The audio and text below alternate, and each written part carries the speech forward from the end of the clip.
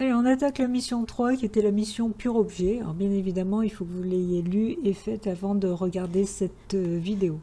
Donc cette mission portait 3 questions. Les 2 premières questions sont des écritures de méthode, donc la première est extrêmement facile. Et puis dernière question, c'était une recherche d'erreurs. Donc on va essayer de voir en détail un petit peu de quoi il s'agit. En fait, la mission porte sur la mise à jour de la base de données qu'on connaît déjà, à partir de 2 fichiers CSV qui sont créés journalièrement par rapport aux informations remontées des établissements. Alors, on vous rappelle, au cas où vous ne savez pas ce que c'est qu'un fichier CSV, que c'est un fichier texte, toutes les informations sont séparées par des points-virgules. De toute façon, on vous donne toutes les informations dans les annexes pour pouvoir manipuler correctement ces données CSV. Donc le fichier connexion CSV qui détaille par établissement le nombre de connexions par catégorie d'usage. Et application CSV qui détaille par établissement et par type d'utilisateur la liste des applications activées. Donc s'il y a des ajouts de nouvelles applications mises à disposition des utilisateurs, elles apparaîtront dans l'application CSV. Et toutes les connexions de la journée apparaîtront dans connexion CSV. Ces 2 fichiers vont servir, enfin le but c'est de mettre à jour la base de données, de rajouter des informations dans la base de données à partir de ces 2 fichiers CSV. Donc on va tout de suite voir les documents 8, 9, 10 qui sont donnés et qu'on va devoir utiliser pour répondre aux différentes questions. Non, c'est pas page 8, pardon, c'est page 13. Donc document 8, on a le diagramme de classe. Alors, dans ce diagramme de classe, on retrouve, vous voyez, le BD connexion, qui est une classe qu'on a déjà vue et qui était utilisée dans une mission précédente par la classe report et étape qui ne va pas du tout servir dans notre mission ici, mais on vous le rappelle pour vous montrer que voilà, vous connaissez déjà le fait qu'il y a l'utilisation d'une classe qui permet d'exécuter des requêtes tout simplement sur la base de données en utilisant une connexion de type PDO.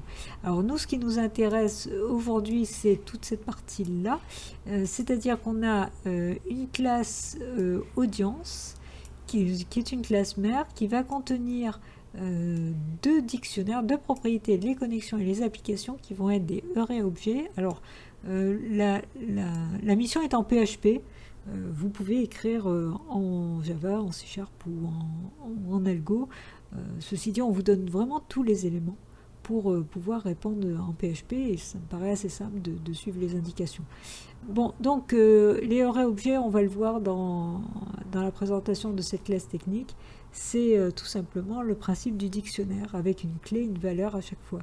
Donc on a les connexions et les applications, on a des getters sur ces deux propriétés, et puis on verra un get_nb établissement qu'il va falloir écrire, on verra plus loin. Et puis on a donc 2 classes filles, une c'est audience CSV qui en fait va contenir, du coup par rapport aux informations de la classe mère, va contenir 2 dictionnaires, les connexions et les applications valorisées par les fichiers CSV. On va recevoir les noms des fichiers dans le constructeur et ça va servir à remplir les 2 dictionnaires, les connexions et les applications avec toutes les informations provenant des fichiers CSV. Alors que audience BDD, elle va servir à mettre à jour, donc le constructeur lui il va servir à valoriser aussi les connexions et les applications, mais cette fois-ci avec les informations provenant de la base de données.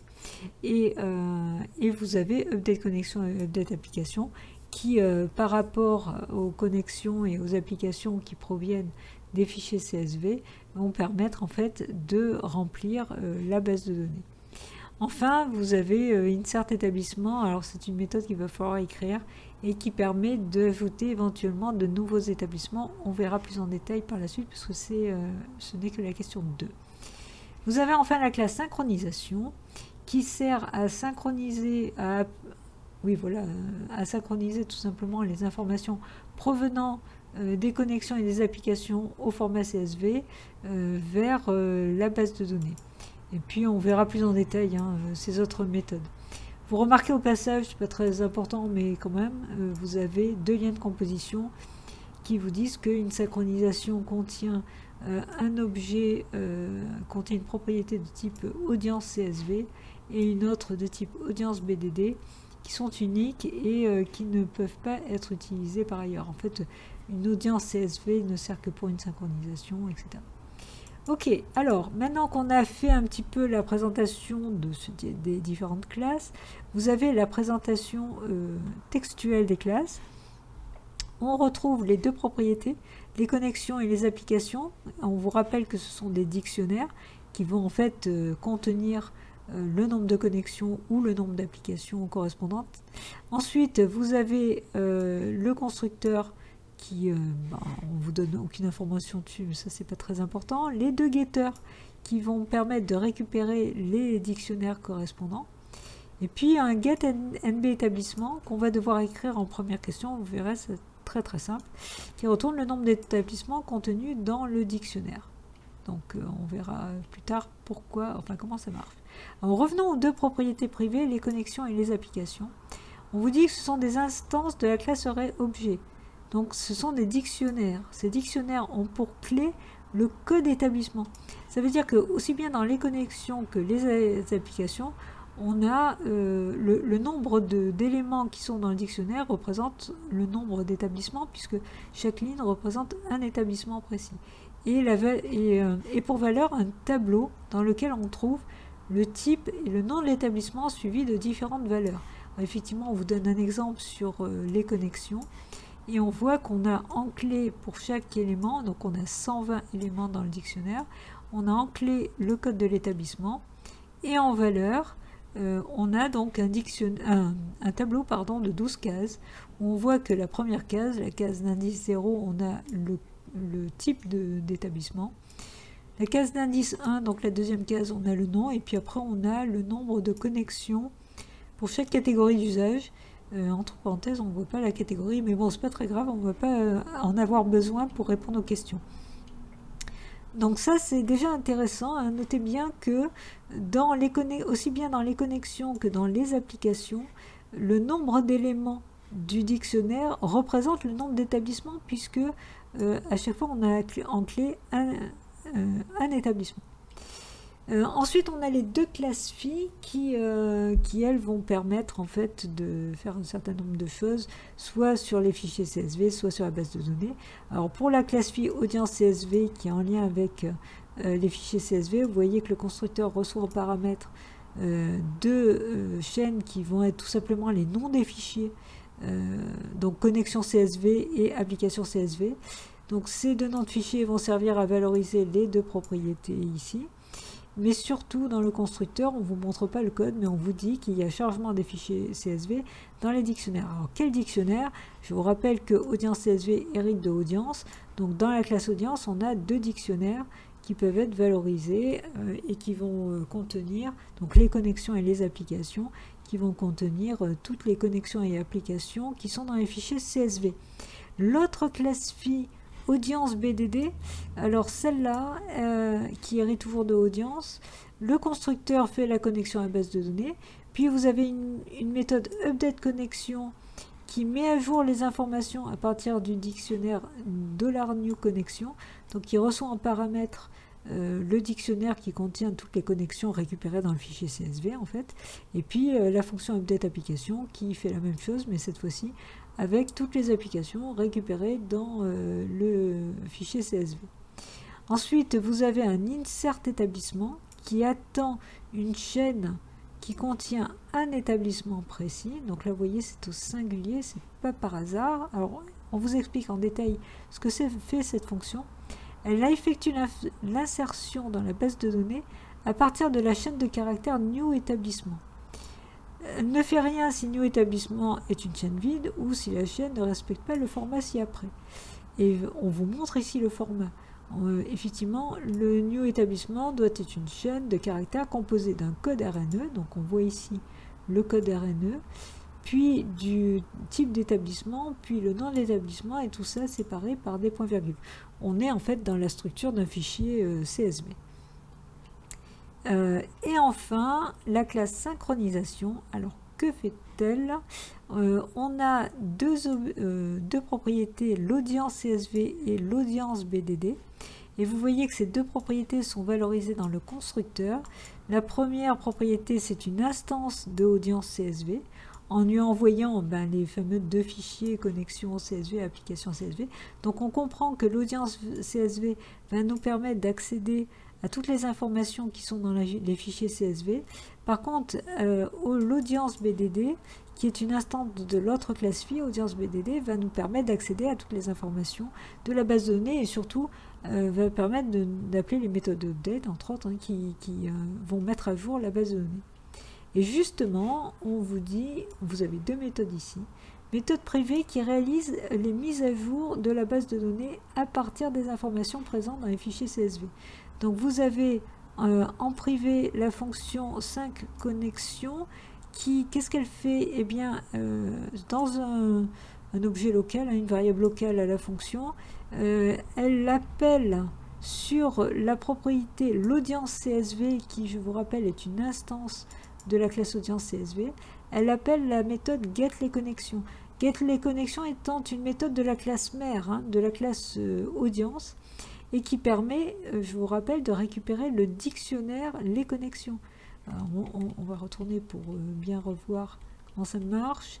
On avait donc le getLesConnexions qui est le getter sur les connexions, la propriété les connexions qui est un dictionnaire contenant le nombre de connexions par établissement et par catégorie d'usage, et surtout par établissement puisque vous avez un ID, enfin une clé du dictionnaire qui est sur l'établissement. Donc je retourne sur voilà. Donc là j'appelle getLesConnexions, ça veut dire que dans $CNX je vais récupérer un dictionnaire contenant toutes les connexions récupérées dans le fichier CSV des différents établissements. Et j'envoie ce dictionnaire en paramètres de la méthode updateConnexion, alors updateConnexion qui est appelée sur l'objet l'audience BDD. Et ça c'est quelque chose qu'on a déjà vu donc dans la classe audience BDD. On a effectivement cette méthode qui va permettre donc de mettre à jour par rapport aux informations qui ont été récupérées dans le CSV. Donc la fonction 5 applications fait exactement la même chose, mais cette fois-ci en récupérant getLesApplications.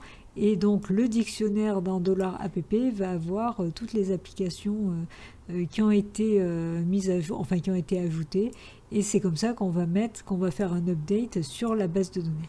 Et enfin, vous avez la fonction 5all qui, qu'est-ce qu'elle fait? Elle appelle tout simplement les deux méthodes précédentes. On vous dit méthode publique lance les mises à jour de la base de données. Elle appelle les deux méthodes précédentes qui au passage sont en privé, vous remarquez, et elle, bien sûr, elle est en public, sachant que effectivement, donc ces deux méthodes ne sont appelées que par cette fonction. Je fais une mini parenthèse pour ceux qui ne sont pas habitués à l'écriture PHP. Vous remarquez que d'abord c'est la flèche et pas le point qui est utilisé pour accéder aux propriétés ou aux méthodes en passant par un objet ou par des, etc. Tout simplement parce que le point est utilisé pour la concaténation lorsqu'on est en PHP. Autre chose, vous remarquez que la propriété $audience CSV, sachant que évidemment toutes les variables en PHP commencent toujours par $, eh bien on ne peut pas mettre ici $audience CSV, on est obligé de préfixer par $10 flèche. Alors pourquoi? Ça vient du fait que c'est le langage PHP par rapport à Java ou C#, c'est un langage non typé, donc vous n'avez pas besoin de déclarer des variables avant de les utiliser.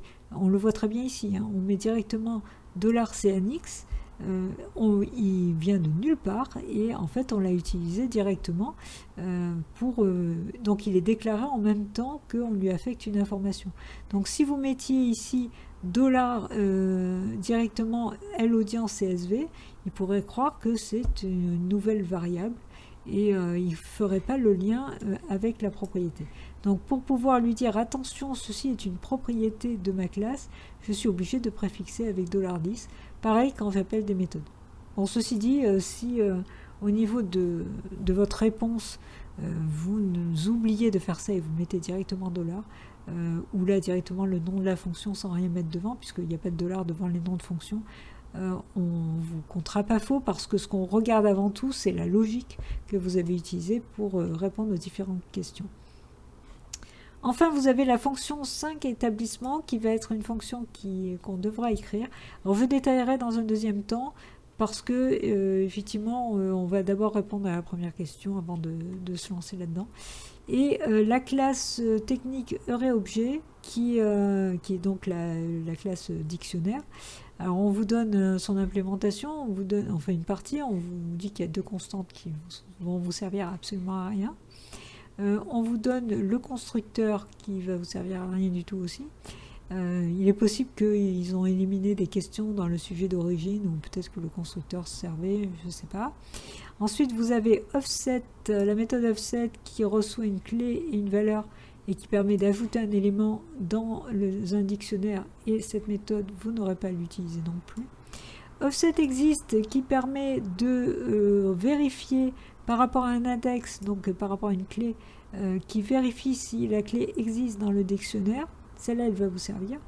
Vous avez ensuite cassort et assort qui permettent respectivement de trier le dictionnaire sur la clé ou sur la valeur. Ces méthodes ne vous serviront absolument pas. Ceci dit, elles vont être utilisées dans l'exemple ci-dessous qu'on va voir. Et bon, c'était juste pour vous montrer un peu comment on utilise des méthodes d'un dictionnaire. Et enfin, la méthode count qui, elle, va nous servir et qui permet en fait d'avoir le nombre d'éléments du dictionnaire. Ça va être bien pratique. Alors, juste en dessous, on vous montre un exemple d'utilisation. Donc, vous voyez, entre autres, vous voyez par exemple ici, $fruits, c'est un tableau associatif qu'on crée, où on a à chaque fois une clé, flèche, une valeur, donc D, citron, A, orange, etc. Puis, on déclare un dictionnaire en faisant un new HeuréObject, en envoyant un paramètre $fruits.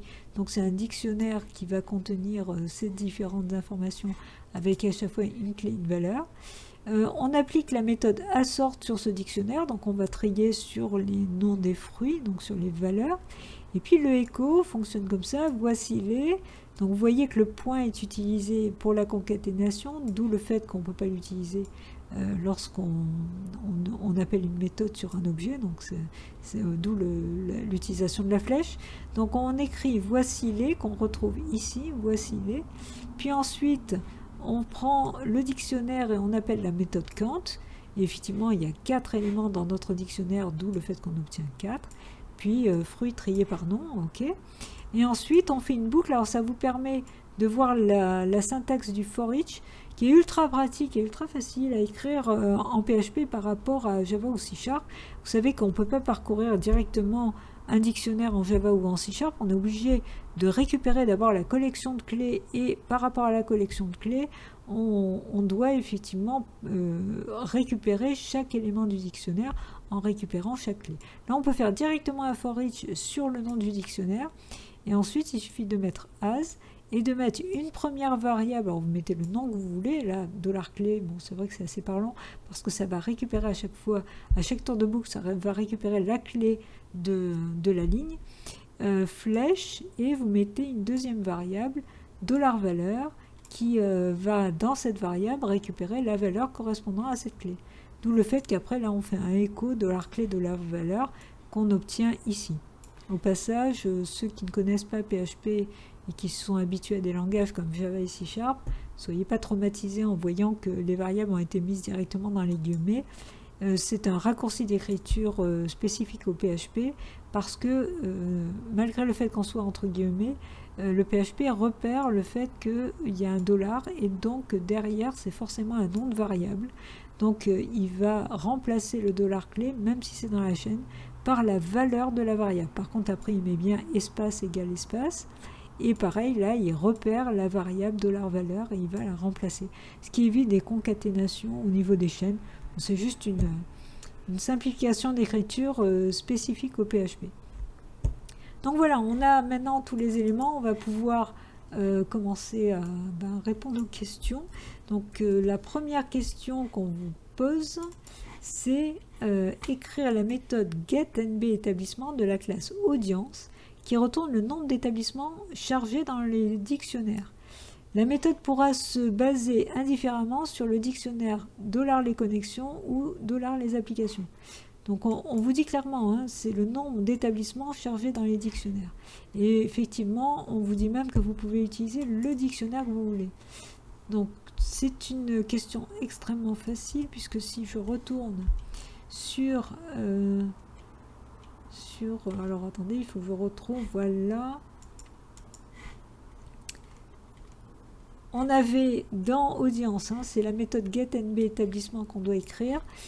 On a les connexions ou les applications qui sont tous les deux des dictionnaires. Et je vous rappelle que dans l'exemple qu'on nous donne, on voit bien et on nous dit que la clé à chaque fois, c'est l'établissement. Ça veut dire qu'il y a autant de lignes dans chaque dictionnaire qu'il y a d'établissements. Donc il suffit que dans cette méthode, on retourne le nombre de lignes de les connexions ou le nombre de lignes de les applications. C'est strictement pareil. Donc c'est ce qu'on va écrire. Alors petite erreur, petit oubli dans le sujet. Ils ont oublié le mot function ici, hein, puisqu'on est en PHP, il faut marquer function. Et bon, j'espère que ça ne déstabilisera pas les étudiants, mais effectivement c'est un petit peu gênant. On peut se poser la question de pourquoi il manque le mot function. Alors là, je vais récupérer la signature de cette méthode. Donc je la copie ici. Alors je vais passer tout de suite en grand. Voilà, donc je mets tout de suite l'accolade fermante. Et là, il suffit que je fasse un return et je prends donc les connexions, par exemple, ou les établissements, aucune importance. N'oubliez pas qu'il faut le préfixer avec 10. Et là, je mets derrière les connexions. Je vais appeler, puisque quand j'ai les connexions, on est d'accord que j'ai un dictionnaire, et on a vu que dans la classe dictionnaire, j'ai la méthode count qui me permet d'obtenir le nombre d'éléments d'un dictionnaire. Voilà, c'est tout pour cette première question. Alors, on va pouvoir passer à la deuxième question, qui était nettement plus savoureuse. Donc la deuxième question... Écrire la méthode 5 établissements de la classe synchronisation qui se charge de déceler les nouveaux établissements qui doivent être ajoutés en comparant les deux sources de données.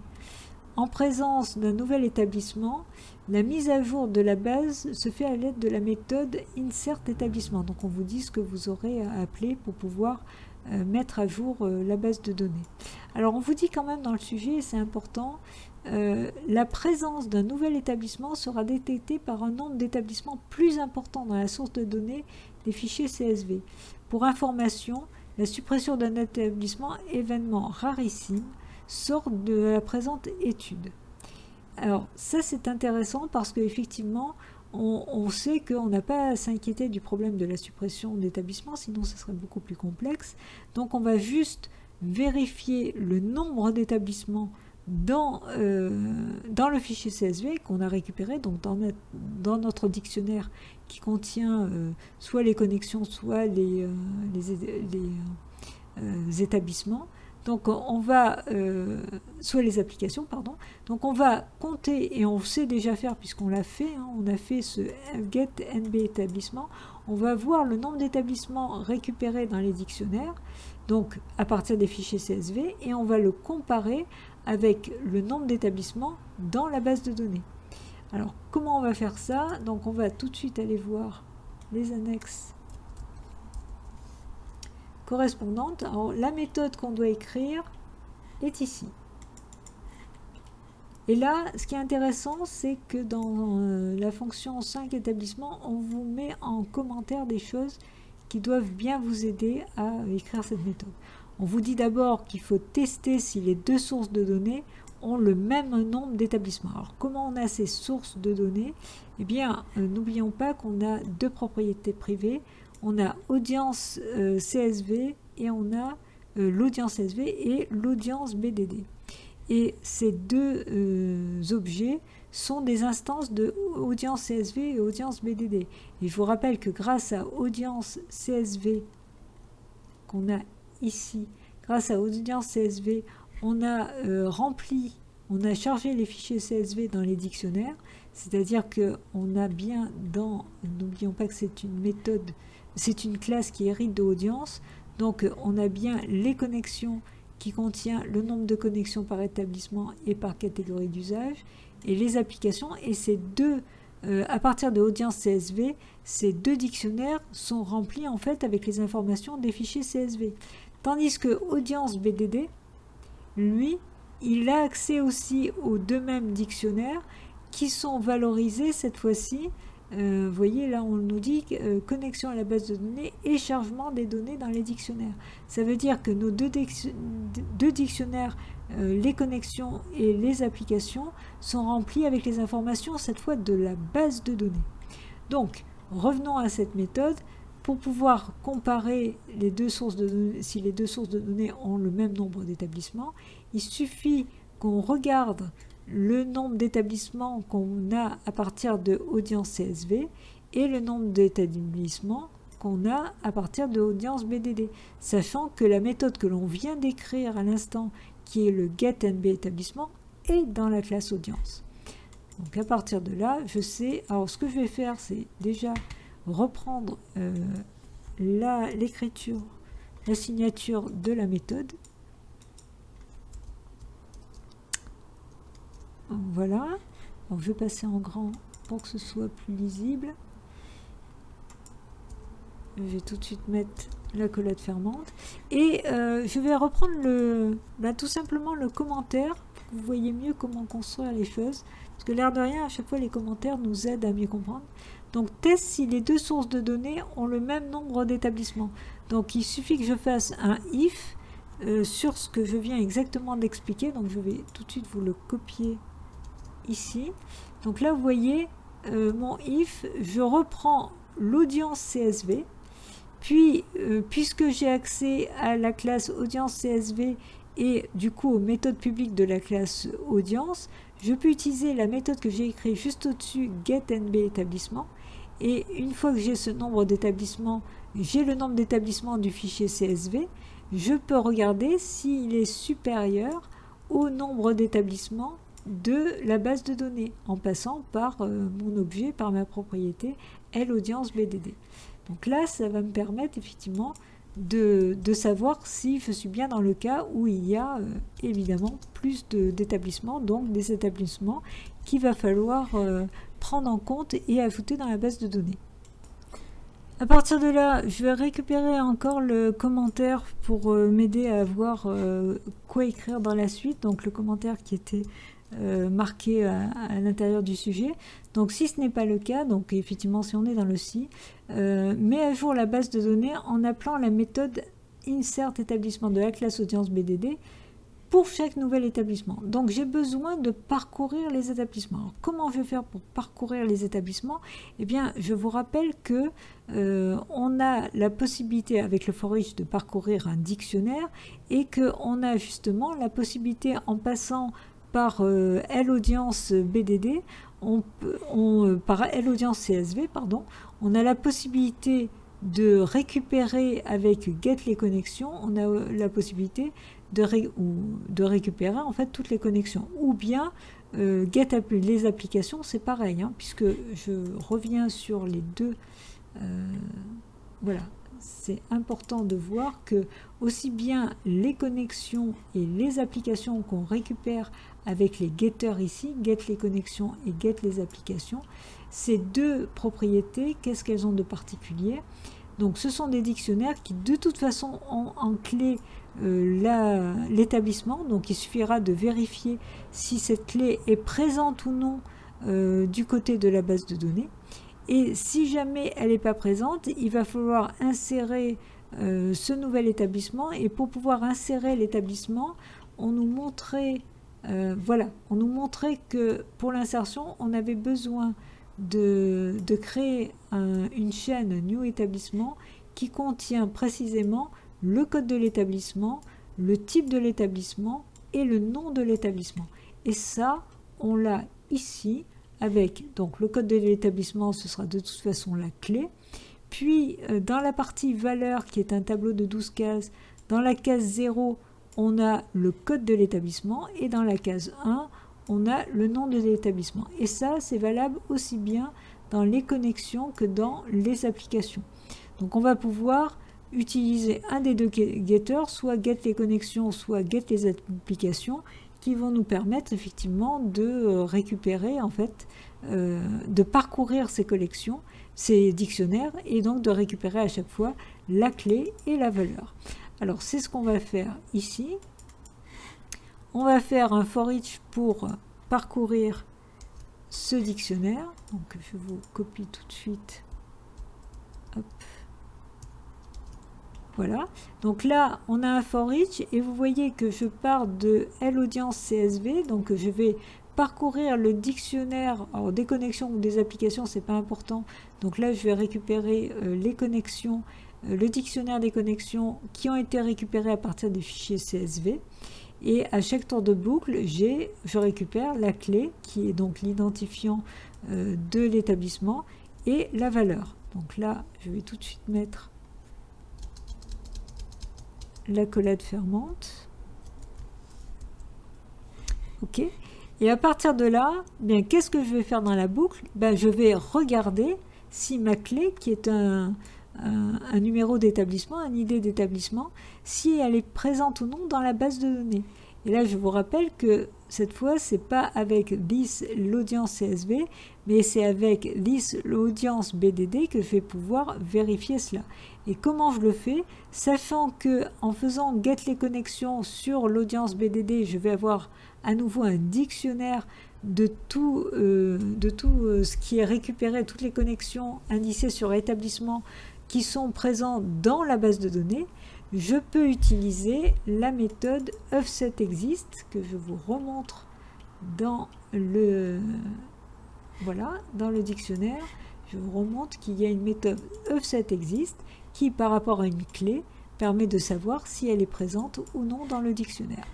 Donc là, je vais faire un test. Alors, je copie le test.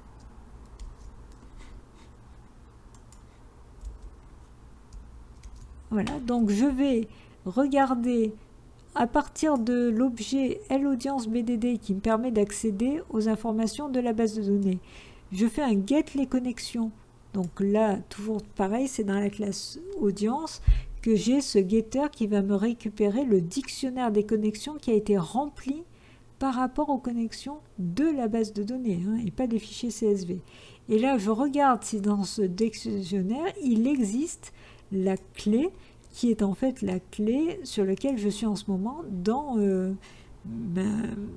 mon dictionnaire de connexion provenant des fichiers CSV. Donc si jamais je tombe sur une clé qui est présente, je vous rappelle que la clé c'est un établissement. Donc si l'établissement est présent, je ne fais rien. Par contre, si elle n'est pas présente, d'où le point d'exclamation devant, si cet établissement qui est dans le fichier CSV n'est pas présent dans la base de données, eh bien c'est à partir de là que je vais m'occuper de l'insérer dans la base de données. Alors je fais l'accolade fermante encore, voilà. Alors comment je l'insère? Ben, on nous le dit, hein. On nous dit d'appeler insert établissement de la classe audience base BDD que l'on a eu l'occasion de voir effectivement dans l'explication des différentes classes. Donc là, je vais tout de suite vous mettre la ligne de code correspondante. Donc vous voyez que là, j'appelle sur l'audience BDD, j'appelle la méthode insert établissement et je lui envoie quelque chose, un dollar, un établissement. Alors, pourquoi j'ai envoyé cette information? J'ai fait exprès de mettre un nom quelconque, tout simplement parce qu'on voit bien qu'on a besoin de construire quelque chose. Alors, soit je le construis directement là, soit je le fais avant, et je vais le faire avant pour vous montrer l'information que je veux envoyer. Donc, je vais l'appeler un établissement. Et dedans, je vous rappelle qu'on attend une chaîne bien précise. Je vais y arriver. Alors, on va tout de suite revoir ce qu'on attend. Voilà, c'est là. Qu'est-ce qu'on attend dans New Établissement? Eh bien, on attend, dans le paramètre quand on appelle Insert Établissement, on attend d'abord sous forme de chaîne, hein, on attend le code de l'établissement, point virgule, le type d'établissement, pardon, et point virgule, le nom de l'établissement. Alors, où est-ce qu'on a ces informations? Je reviens sur la structure. Donc dans la clé, on aura le code de l'établissement, puis dans la partie valeur qui est un tableau, dans la case 0, on aura le type d'établissement et dans la case 1, on aura le nom de l'établissement.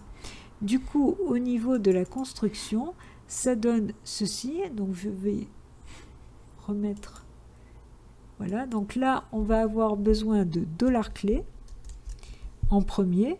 Puis derrière, on a besoin de concaténer avec, alors,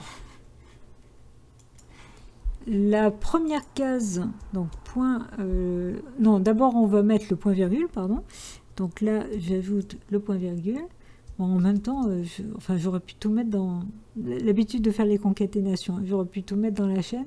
Ensuite, on a besoin de rajouter la première case du tableau. Donc, dans $valeur, je prends la case 0. Voilà. Ensuite, je concatène encore une fois avec point virgule. Et en dernière partie, je vais mettre la case 1 qui contient le nom de l'établissement. Donc $valeur de 1. Et voilà. Donc là, j'ai construit la chaîne qui m'intéresse et c'est cette chaîne que j'envoie en paramètre de l'appel de insert établissement. On a terminé cette question qui était finalement pas si évidente que ça parce que vous avez vu, il a fallu quand même bien se plonger dans toutes les annexes, bien comprendre tout le fonctionnement, pas complètement évident. Et puis, donc c'est ce que je vous disais, on passe quand même d'une question extrêmement simpliste à une question quand même un petit peu plus évoluée. Mais bon, ça reste tout à fait gérable, c'est juste qu'il faut passer du temps à bien tout comprendre. Alors on passe à la dernière question. Donc là, qui l'air de rien n'était pas si simple que ça non plus. Donc la dernière question, qu'est-ce qu'on vous dit? Les tests unitaires de ces deux précédentes méthodes ont été passés avec succès lors des tests d'intégration réalisés à l'aide de jeux d'essai contenant un nouvel établissement. Le message ci-après apparaît lors de la synchronisation. Alors on vous dit bien que les tests unitaires sont passés avec succès, donc apparemment il n'y a pas d'erreur dans chacune des méthodes. Donc s'il y a erreur sur un test d'intégration, ça veut dire que c'est plus la combinaison de l'ensemble de l'application, de l'ensemble des méthodes qui interagissent entre elles, qui pose problème. Donc là, qu'est-ce qu'on a comme erreur? Synchronisation, 5 connexions. Donc on vous dit déjà où se situe le problème. C'est au niveau donc de 5 connexions. Alors, on va tout de suite voir où se trouve cette méthode. Donc elle se trouve donc dans synchronisation, dans la classe synchronisation. Allons faire un tour sur la classe synchronisation, voilà. Et l'erreur est produite au niveau de 5 connexions. Ok, donc on revient sur le problème posé. Voilà. Donc dans cette méthode là, il y a un problème et on vous dit cannot add or update a shield row. A foreign key constraint fails. Excusez-moi pour mon anglais pourri. Alors l'idée c'est qu'on voit bien qu'il y a un problème de contrainte, de clé étrangère dans la base de données. Donc c'est au moment où il met à jour la base de données qu'il n'est pas content. Expliquer l'origine de cette erreur et donner le correctif à apporter au code. Alors là, j'avoue que sur le moment, je me suis dit, c'est peut-être un peu complexe. Alors, en fait, j'avais anticipé cette erreur, mais pour un étudiant, c'est pas forcément évident à anticiper. Bon, c'est vrai que dans le sujet, on nous dit bien que on doit mettre à jour, on doit tenir compte de ces nouveaux établissements. Et si on va faire un tour dans l'annexe, dans les annexes, on s'aperçoit que cette fonction qu'on vient d'écrire, 5 établissements, on ne sait pas bien quand elle est appelée. Et le problème, c'est que si jamais on a une remontée dans le fichier CSV de connexion de connexion ou de nouvelle application de cet établissement et qu'on n'a pas encore inséré l'établissement, c'est-à-dire qu'on n'a pas encore fait la synchronisation de l'établissement, il est normal qu'il y ait des problèmes de foreign key, des problèmes dans la base de données, puisqu'on cherche à insérer des connexions avec un ID d'établissement, un code d'établissement qui n'existe pas encore. pas forcément évident à deviner, mais enfin à comprendre, mais sans avoir vraiment le programme sous les yeux tourné et sans voir où est appelée cette fonction. Et en fait, apparemment, elle est publique, donc elle serait censée être appelée de l'extérieur, ce qui n'a aucune logique. C'est-à-dire que c'est normal, elle devrait être privée, et ça aurait peut-être aidé d'ailleurs qu'elle soit privée. En tout cas, il faut qu'elle soit appelée de l'intérieur, il faut qu'elle soit appelée au moment de la synchronisation de tout. C'est-à-dire que quand on nous dit bien dans le sujet que la synchronisation d'établissement doit se faire de façon automatique à chaque fois, à chaque synchronisation. Donc il fallait penser à appeler la méthode 5 établissements aussi dans 5 halls et même l'appeler en premier, c'est-à-dire qu'en premier on vérifie si on n'a pas des établissements en plus, à ce moment-là on les insère dans la base de données, et puis si jamais donc il y en a en plus, ils seront insérés avant de synchroniser les connexions et les applications. Donc la réponse à cette question, c'était d'ajouter une ligne dans 5 halls. Donc ici, je vous mets tout de suite la version corrigée avec cette ligne en plus. Donc je vais mettre tout de suite en gras pour qu'on puisse bien voir l'information qu'il fallait ajouter. Voilà, et on vous demandait quand même d'expliquer le problème, donc il faut mettre un petit texte rapide. Alors je vous propose ce genre de réponse. Donc l'erreur vient du fait qu'on tente d'ajouter des connexions à un nouvel établissement qui n'existe pas encore dans la base de données. Il faut donc d'abord synchroniser les nouveaux établissements, et c'est ce qu'on montre dans le correctif. On rajoute cette ligne dans la fonction dans 5 halls. Voilà, on en a terminé avec, cette mission qui n'était pas si simple, l'air de rien. Pourtant, il n'y avait que 3 questions et pas forcément envoyer des réponses longues. Une première extrêmement facile, mais les 2 autres demandaient quand même un petit peu de recul pour arriver à les faire correctement, tout en faisant appel qu'à des connaissances que vous êtes censé avoir. On ne va pas au-delà des connaissances classiques. Donc, je vous dis à très vite pour la dernière mission.